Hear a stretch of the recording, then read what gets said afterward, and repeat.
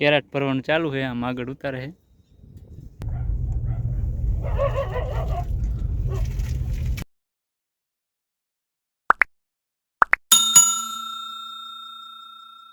જય માતાજી મિત્રો, સ્વાગત છે આપણા નવા બ્લોગમાં। અત્યારે આપણે વાડી આવી ગયા છીએ।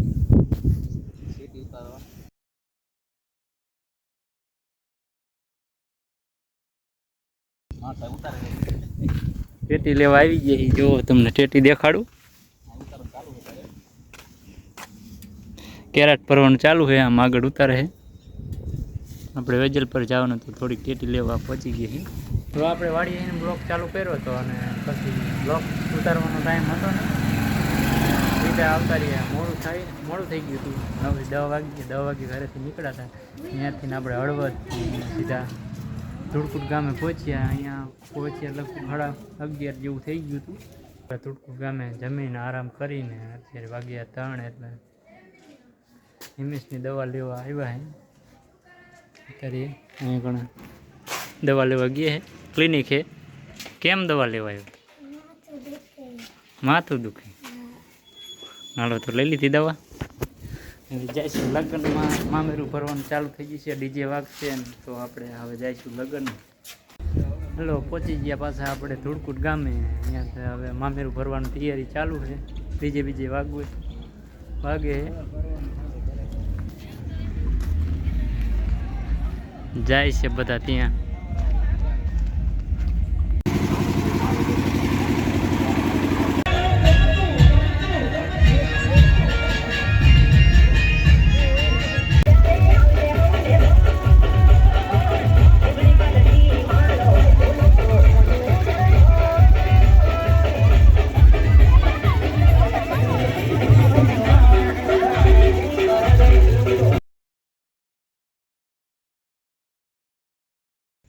મામેરાનું કામ પૂરું થઈ ગયું એટલે આપણે ગામના તળાવે આંટો મારવા આવી ગયા। બધા બાજની જેમ નજર રાખીને બેઠા, ક્યારે જમવાનું ચાલુ થાય, ભેગા આપણે આવી જઈએ।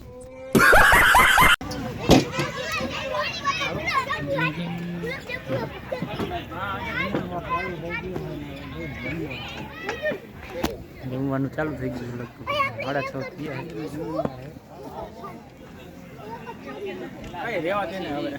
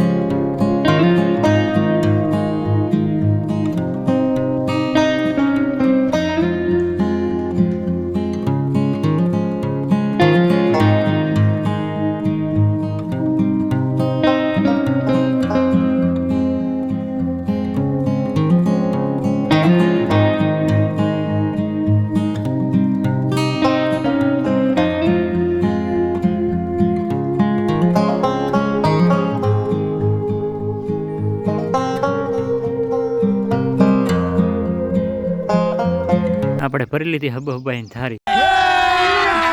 અભી મજા આયેગા ના। હા કાકા હાલતા છે।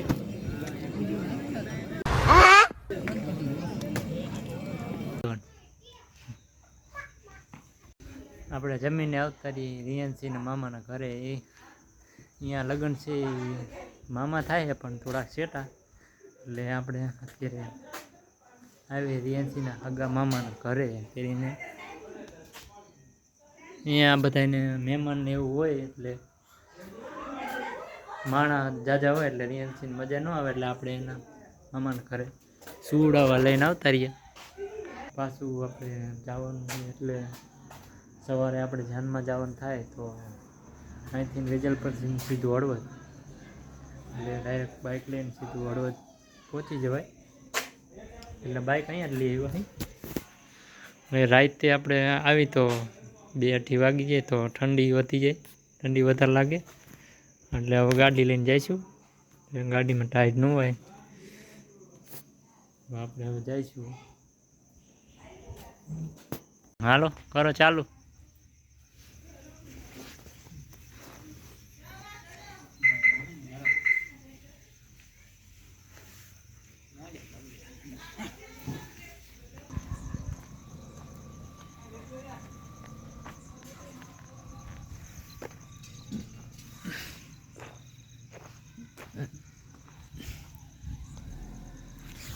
તો હવે જઈ 10 કિલોમીટરનો રસ્તો છે આપણે.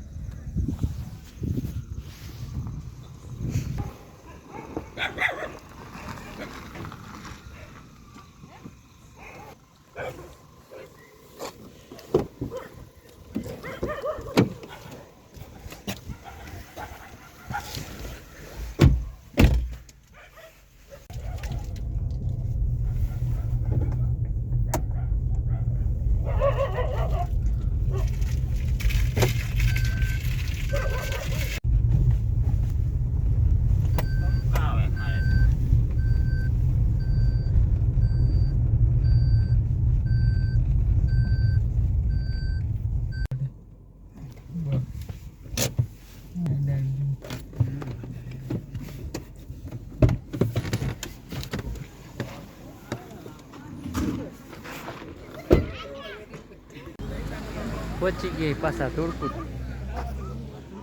નાઇટમાં કંઈક આવું દેખાય છે. દાંડિયા રાસનો પ્રોગ્રામ રાખેલ છે.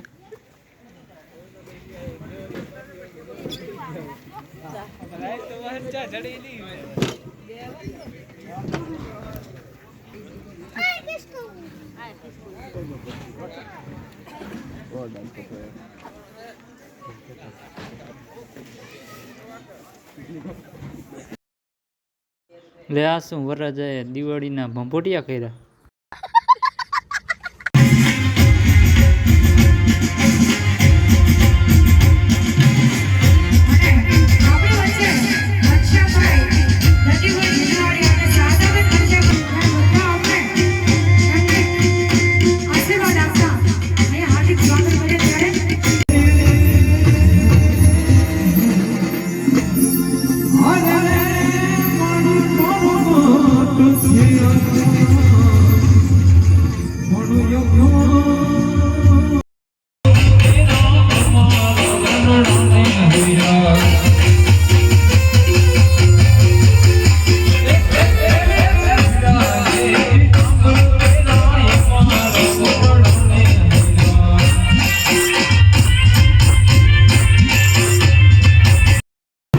જાન લઈને પહોંચી ગયા છીએ હળવદ. તો અહીંયા આપણે આપણો વ્લોગ પૂરો કરી છીએ અને જમીને જઈશું પછી ઘરે. વરરાજો પહોંચી ગયો છે અત્યારે માંડવે. તો વિડીયોને લાઇક શેર અને ચેનલને સબસ્ક્રાઈબ કરવાનું ભૂલતા નહીં.